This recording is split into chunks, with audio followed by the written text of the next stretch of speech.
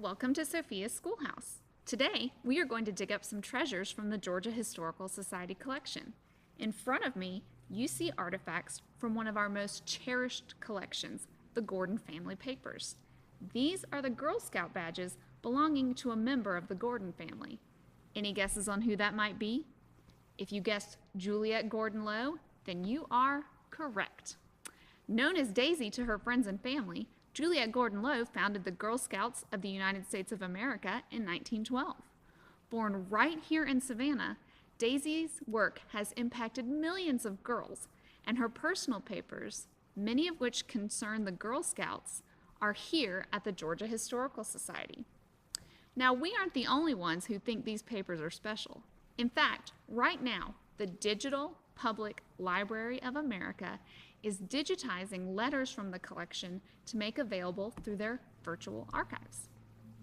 The Digital Public Library of America, or DPLA, already includes over 5,800,000 items from libraries, archives, and museums all over the United States. If you want to explore more, get permission to visit dp.la.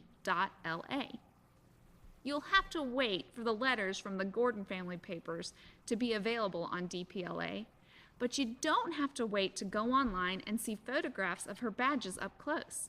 These are available on the Georgia Historical Society Image Catalog. Juliette Gordon Low's merit badges date back to approximately 1920.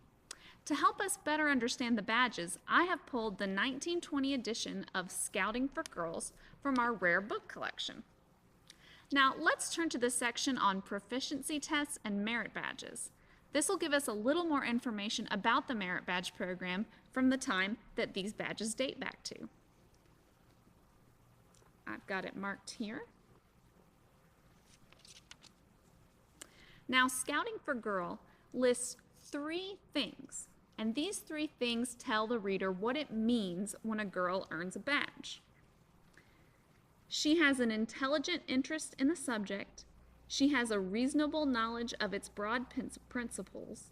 She is able to present some practical proofs of her knowledge so that a competent examiner can see that she has not simply crammed it up from a book. Doing, not talking, or writing is the principle of the Girl Scouts.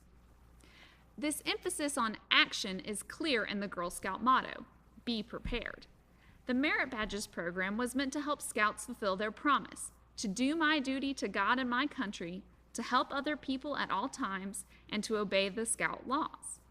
After all, as it points out in Scouting for Girls, if your life depended on a Girl Scout's efforts to resuscitate you from drowning, you would be very glad if she stuck to it. But if she happened to be a girl who had started to win 5 different merit badges and had given them all up halfway through, what sort of chance do you think you would have? Now, there's an interesting connection to Juliette Gordon Low herself here.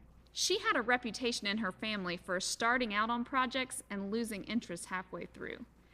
It wasn't until she was 52 years old that she found her true purpose and passion in life, the Girl Scouts. In this endeavor, she gave her all and never lost her enthusiasm, even though illness and financial difficulties came her way.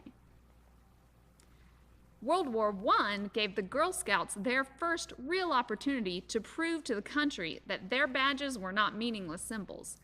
Girl Scout troops tended victory gardens, sold war bonds, or volunteered with the Red Cross.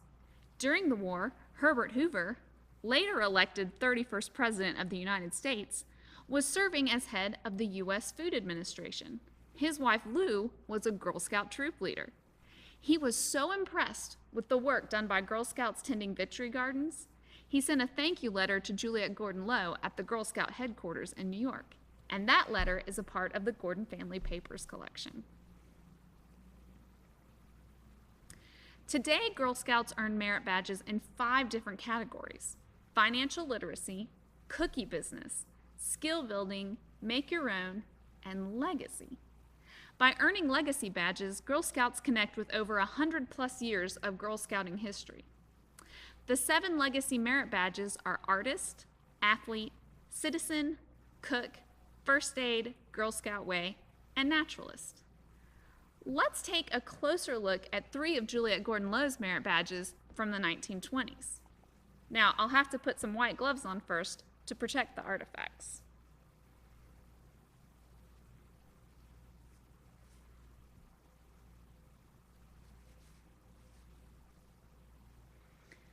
The first one I want us to look at is the Citizenship Badge.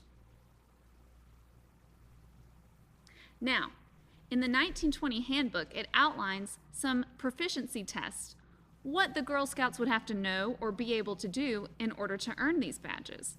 So in 1920, here are some of the questions a Girl Scout might have to answer if she wanted to earn this badge.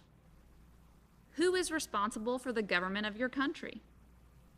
What are the principal qualifications for the vote in your state?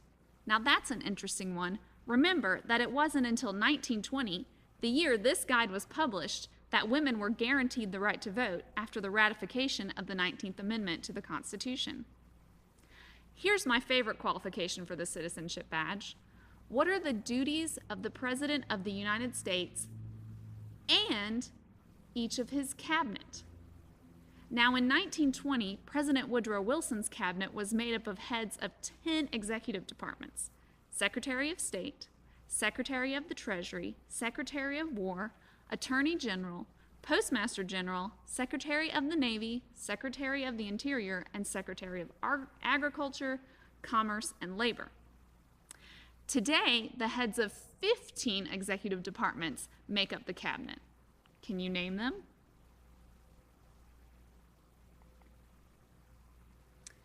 Here's another fun one. It's the Sailor Badge. Now, in order to earn the Sailor Badge in 1920, a Girl Scout had to meet some general qualifications and then show expertise in rowboat, sailboat, canoe, or motorboat. Some of these general qualifications included swimming 25 yards with your clothes and shoes on, and finding any one of the 4 cardinal directions on the compass. And you also had to demonstrate making fast, coming alongside, and pushing off. And finally, the Telegraphist Badge. Now, in order to be a telegrapher, a Girl Scout had to be able to receive up to 25 letters per minute in American Morse code and make no mistakes, and also send out 22 letters per minute. I don't know what the modern equivalent would be for the Telegrapher Badge, especially today when we can send a text message internationally in an instant. Now, these are just a few of the badges discussed in the 1920 Scouting for Girls. If you're curious to learn more, you're in luck, because Project Gutenberg has digitized the entire guidebook for free online. You can find a link to that on the Georgia Historical Society website, plus a lot of other resources about Juliette Gordon-Lowe and early Girl Scouting. Thank you for attending Sophia's Schoolhouse. Class is dismissed.